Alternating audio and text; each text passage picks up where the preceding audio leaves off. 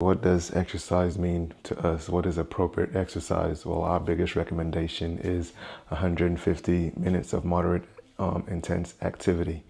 So, what do I care more about? I care about consistency. So, if you can't allocate, which equates to 30 minutes 5 days a week or 50 minutes 3 days a week, if you can't allocate that, the more important thing is consistency. So if you can only do 15 minutes a day, do 15 minutes. I've seen a lot of people who do that consistently, even 10 minutes, and have amazing results. So if you can't allocate that 150 minutes, if you can be consistent and if you can watch what you're eating, you don't have to be perfect, but you do have to be consistent. You do have to realize that you're going to have days where things may not go the way you want it to. I've had days, sometimes I've had weeks, sometimes I've had months. Mental health is a huge component of it too. So if you're dealing with stresses of the world, it is going to impact your health, and sometimes it can impact the way that you eat. Which brings to the second topic of understanding what you do during stress. For me, when I am stressed, unfortunately, I look for the easy foods, the cheap foods, and unfortunately the unhealthy foods. So starting to recognize that more, to understand what I do during stress and kind of journal that down, but also work on daily tasks as to telling myself or writing down that no matter how stressful the day is, I will not utilize junk food as the way of me releasing, sometimes communicating with individuals, from me, my spouse, or close friends as to what's going on and how I'm feeling. Sometimes even my office mates, we just have sessions where we talk about what's going on in our lives, and I find that to be helpful in also releasing the stress, but also not reaching for inappropriate ways of handling your stress, such as junk eating. So why is this important? Why is it important for us to exercise? Number one, as we get older, especially for women, our bones get weaker. So strength-based exercising is going to be very beneficial for all of us, but especially for older women. There's some studies showing whether it's due to menopause and the decreased amounts of estrogen that can be playing a key factor. But nevertheless, strength-based exercises helps in strengthening our bones and making us, not just live longer, but live a good and quality of life. So get your exercise in and make sure you incorporate using weights, using resistance when you are exercising. Second one, or third one, I don't know where I'm at in my numbering, but exercising decreases the risk of heart disease. Exercise decreases the risk of heart disease. So getting that exercise in is going to mold your heart to perform physically at its best.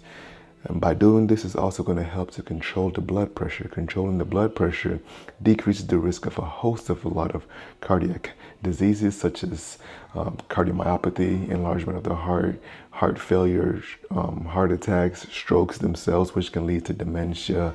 But also understand that high blood pressure, and especially high blood pressure in individuals who are diabetic, are two of the biggest risk factors that leads to end-stage renal disease, kidney disease, needing dialysis. So exercising is a way that you can fight against this. You can fight against high blood pressure. You can fight against type 2 diabetes and decrease the risk of the previously mentioned things.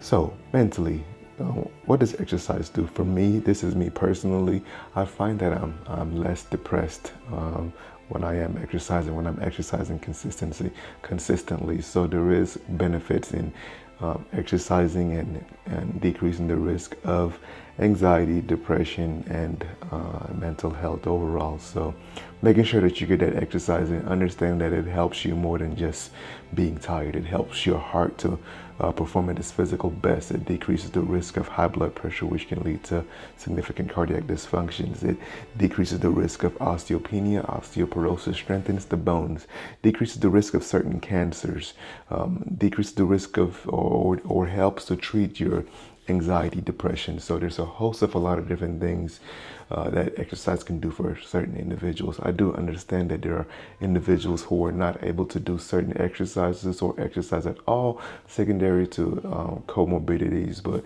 anything that you can do to put your body at a test and increase the heart rate, putting yourself in physical challenge to decrease all of these things that I previously mentioned would only help to just, once again, lengthen your life, but also lengthen the quality of your life. I would like to know, what type of exercises do you guys do that you find benefit in? I'm still trying to figure out what works best for me. I find that I like to do a little bit of everything. Yesterday I had pretty much 50 minutes of cardio, and then I had a little bit of a little bit of everything.